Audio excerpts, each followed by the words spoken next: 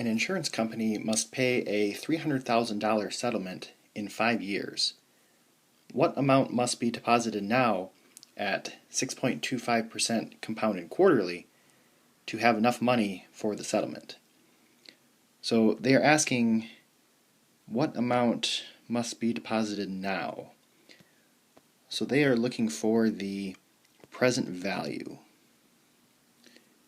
The N is going to be 5 times 4 because it's 5 years and it's compounded quarterly.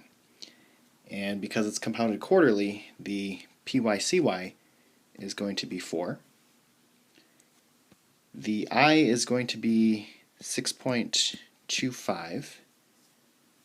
Our payments are going to be 0. And then the future value is going to be 300,000. So if we type that into the TVM solver, we find that the present value